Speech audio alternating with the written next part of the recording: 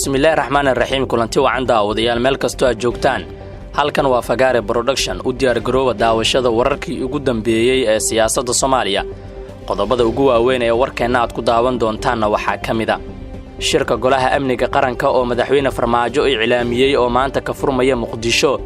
waxaana lagu soo bandhigayaa xogo culus oo ku saabsan kiiska Ikraan Tahliil Faarax xog arintan ku saabsan iyo madaxda ka qayb galaysa ayaad warkeena ku daawan doontaan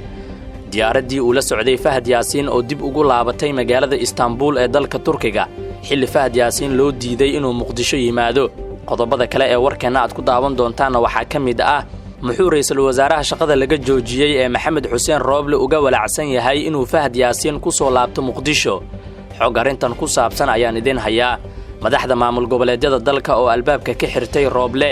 kadib markii uu shaqo joojin ku sameeyay madaxweyne Farmaajo haddaba maamul goboleedyada miyay u hoggaansameen amarka madaxweyne Farmaajo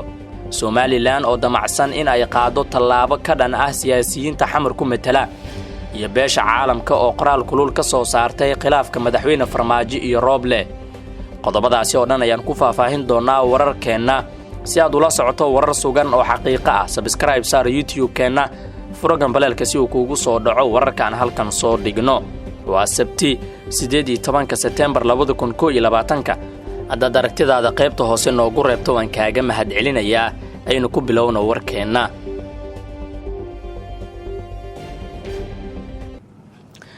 waxaa lagu wadaa in maanta magaalada Muqdisho uu ka dhaco shirka amniga qaranka ee uu dhawaan ku dhawaaqay madaxweynaha Jamhuuriyadda Federaalka Soomaaliya Maxamed Cabdullaahi Farmaajo kaasoo lagu soo bandhigi doono xog ku saabsan kiiska Ikraan Tahliil Faarax inkastoo guddiga amniga qaranka uu yahay mid kala dhantaalan haddana waxaa lagu wadaa in ugu yaraan xogtii uu balan qaaday taliyada hore ee Nisa Fahad Yaasiin Xaaji Daahir lagu soo bandhigo lana shaaciyo waxyaabaha keenay kiiska Ikraan Tahliil ama dilkaba ee loo geystay Ikraan taliyada hore ee Nisa ayaa Muqdisho soo gaaraya maanta sida la filayo gelinka hore haddii ay dhici weyso wuxuu kaga qayb gali doonaa aalada Zoom-ka maadaama shalay laga celiyay dalka Djibouti oo haddana dib loogu celiyay Istanbul sida ay xaqiijiyeen ilo wareedyo lagu kalsoonaan karo Nisa ayaa horey u sheegtay in Ikraan Tahliil Faarax ay dileen al-shabaab kadib markii ay afduubteen warkaasi waxaa si weyn uga soo horjeestay ehelada Ikraan iyo ra'iisul wasaaraha shaqada laga joojiyay Maxamed Xuseen Rooble sidoo kale al-shabaab ayaa beeniyay warkaasi waa hagaag dhinaca kale diyaaradii Turkish Airlines ee sidee la taliyaha amniga qaranka madaxweynaha Fahad Yaasiin Xaaji Daahir iyo xubnaha kale ee la socday ayaa dib ugu laabatay magaalada Istanbul ee dalka Turkiga diyaaradan ayaa ku hakatay magaalada Djibouti kadib markii ay cilad ku timid diyaaradda Turkish Airlines oo ku soo wajahnayd magaalada Muqdisho waxaana taasi ka dhalatay dood iyo muran badan kadib markii dowladda federaalka Soomaaliya ay sheegtay in la taliyaha amniga qaranka lagu xiray dalka Djibouti laabashada duulimaadkan oo lambarkiisu yahay TK 687 ayaa timid saacado kadib markii dowladda Djibouti ay sheegtay in diyaaraddaasi ay ku laaban doonto Istanbul dhammaan rakaabka saaran duulimaadkii Turkish Airlines ee Muqdisho waxay ku laaban doontaa Istanbul si ay u soo raacaan duulimaad kale oo ku wajahan Muqdisho waxaa sidaasi yiri wasiirka arrimaha dibadda Djibouti Maxamuud Cali Yuusuf sababta diyaaraddaasi ay u imaan weysay shalay Muqdisho oo laga filayay ayaa weli waxaa ka jira warar iskhilaafsan wasiirka arrimaha dibadda Djibouti Maxamuud Cali Yuusuf ayaa qoraal uu soo saaray ku sheegay in sababta aysan Djibouti uga soo bixin diyaaradda Turkish Airlines ay tahay cilad farsamo sida ay sheegtay buu yiri shirkadda Turkish si kastaba ilo wareed lagu kalsoon yahay ayaa inoo sheegay in hay'adaha amniga Soomaaliya ay ku amreen diyaaradaha caalamiga ah inaysan Muqdisho keeni karin agaasimihii hore ee hay'adda Nisa Fahad Yaasiin Xaaji Daahir hay'adaha amniga ayaa ku eedeeyay Fahad Yaasiin inuu Muqdisho ka waday abaabul ciidan iyo inuu qalqal geliyo ammaanka garoonka diyaaradaha ee aadan cadde xaqiiqda ah in diyaaradda ay ku laabatay Istanbul ayaa muujinaysa in loo diiday inay timaado Muqdisho ayada oo sida Fahad Yaasiin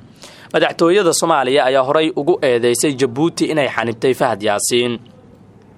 haddaba ayaa bixiyay amarka ku aadan in Fahad Yaasiin uusan Muqdisho imaan karin sida ay aaminsan yihiin dadka falanqeeya siyaasadda Soomaaliya. Ra'iisul Wasaaraha shaqada laga joojiyay ee Maxamed Xuseen Rooble ayaa bixiyay amarka ah in Fahad Yaasiin uusan imaan karin magaalada Muqdisho ilaa amar dambe. Rooble ayaan la ogeyn ujeedada uu ka leeyahay arrintan, hase ahaatee waxay u badan tahay in Rooble uu Fahad u diidan yahay in uu Muqdisho kaga qayb galo shirka golaha amniga qaranka oo maanta la filayo inuu Muqdisho ka furmo. shirkan waxaa kala hore iclaamiyay madaxweynaha Jamhuuriyadda Soomaaliya Maxamed Cabdullaahi Farmaajo, waxaana warbixin looga dhageysanayaa Fahad Yaasiin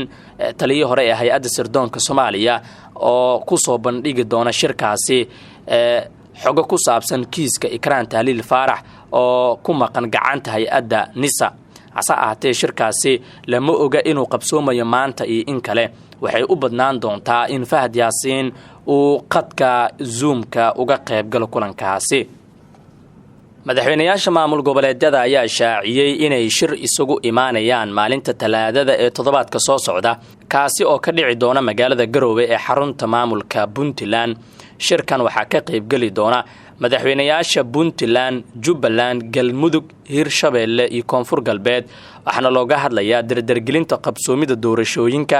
iyo guud ahaan xaaladda Soomaaliya. wuxuuna socon doonaa 21 ilaa 24 bishan Sebtembar. hase yeeshee shirkan Garowe kuma casuumna Maxamed Xuseen Rooble oo isagu ah hogaamiyaha u sareeya ee loo igmaday hanaanka doorashada iyo amniga, waxaana la isweydiinayaa sababta xilligan keentay shir u gaar ah madaxda maamul goboleedyada ayada oo uu jiro golaha wadatashiga qaranka. dad badan ayaa aaminsan in ay daba socoto shaqo joojintii uu madaxweyne Farmaajo ku sameeyay Rooble. siyaasiga Cabdiraxmaan Cabdishakuur ahna musharax madaxweyne ayaa arintaasi ka hadlay, wuxuuna sheegay in muqdi badan uu ku gedaaman yahay shirka Garowe ka furmaya. sidoo kale waxa uu carabka ku adkeeyay in madax goboleedyada ay ka tirsan yihiin golaha wadatashiga qaranka oo uu hogaamiyo Rooble ayna arinta doorashada lagu jaangooyo golahaasi. dhinaca kale dowlad goboleedka Puntland ayaa war ka soo saaray sababta keentay in Rooble aysan ku casuumin shirka Garowe. wasiirka arrimaha gudaha Puntland Maxamed Dhabancad ayaa faahfaahin dheeri ah ka bixiyay shirka la filayo in Talaadada soo socota uu ka qabsoomo magaalada Garowe. shirka ayaa ah mid lagu iclaamiyay war-saxaafadeedkii ka soo baxay madaxda maamul goboleedyada, waxaana looga hadli doonaa khilaafka madaxda dowladda federaalka, gaar ahaan ra'iisul wasaaraha iyo madaxweynaha. wasiirka arrimaha gudaha Puntland oo ka hadlaya waxa uu yiri ra'iisul wasaaraha ayaa wici kara qabashada shirka golaha wadatashiga qaranka, hase ahaatee dowlad goboleedyadu waa ka duwan yahay shirkooda, waana dastuuri. dhinaca kale waxaa muuqata in maamul goboleedyada ay albaabada ka soo xirteen Rooble, waxaana cajiib ah sida ay doorashada uga shiri karaan iyadoo ra'iisul wasaaraha shaqada laga joojiyay uu ka maqan yahay. dhinaca kale afhayeenka madaxtooyada Puntland oo arintan ka hadlayay waxa uu sheegay in madax goboleedyadu ay taageersan yihiin Rooble iyo midda amniga, hase ahaatee shirkaasi iyaga uu gaar u yahay. waxaa isha lagu wada hayaa waxa ay kaga hadli doonaan shirkooda iyo waxa ka soo bixi kara, iyagoo u muuqda kuwa aan garab istaagaynin Rooble oo shaqada laga joojiyay. weli wararkeena ayaa daawanaysaan. si aad ula socoto warar sugan oo xaqiiqo ah, subscribe saar YouTube-keena si uu kugu soo dhaco wararkan halkan soo dhigno.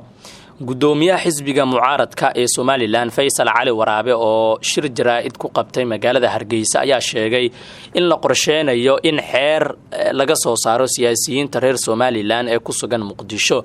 waxa uu sheegay in xeerkaasi uu ciqaab u noqonayo siyaasiyiinta sheegta in Somaliland ay matalaan ee ku jira hay'adaha dowladda Soomaaliya iyo siyaasadeedaba, sida uu sheegay. sidoo kale waxa uu naqdiyay hadal ka soo yeeray madaxweynihii hore ee Soomaaliya Sheekh Shariif oo asagu soo dhaweeyay heshiiskii siyaasiyiinta Somaliland ee kuraasta gobolada waqooyi kadib muddo khilaaf uu ka taagnaa. Faysal Cali Waraabe ayaa waxa kale oo uu sheegay in dib u habeen ballaaran lagu sameeyo halgankii Somaliland ee ictiraaf raadinta iyo iska dhicinta xamar, waa sida uu hadalka u dhigay. ugu dambeyn wuxuu bogaadiyay war uu sheegay inuu helay oo sheegaya in madaxweynaha Somaliland Muuse Biixi uusan raadinaynin muddo xileedkiisa marka uu dhamaado muddo kororsi, halka madaxdii hore ay samaysan jireen kordhis bilaa sharci ah. beesha caalamka ayaa war-saxaafadeed ka soo saartay khilaafka adag ee soo kala dhexgalay madaxweynaha Soomaaliya Maxamed Cabdullaahi Farmaajo iyo Maxamed Xuseen Rooble waxaana labada dhinac loogu baaqay inay xakameeyaan isweydaarsiga qoraalada xaaladda ka sii daraysa sidoo kale beesha caalamka oo qoraalkeedu u muuqdo mid dhexdhexaad ah ayaa madaxweyne Farmaajo iyo Rooble ugu baaqday inay degdeg u xaliyaan khilaafkooda isla markaana la dardargeliyo fulinta heshiisyadii doorashada qoraalka beesha caalamka oo ahaa mid aad loo sugayay ayaa ku soo aadaya sanad kadib maanta oo kale markii Muqdisho lagu kala saxiixday heshiiskii doorashada ee 17 September sidoo kalena uu madaxweyne Farmaajo soo magacaabay ra'iisul wasaare Rooble oo haatan uu khilaaf adag kala dhaxeeyo shaqadana uu ka joojiyay waa hagaag daawadayaal halkaasi ayaan ku soo gabagabeynayaa warkii aad ka daawanayseen Fagaare Production oo ku maasantiin daawashada iyo la socodka warkeena inta ku kulmayno warcaynkan oo kala ah waxaan idinkaga tagayaa sidaas iyo nabadgelyo.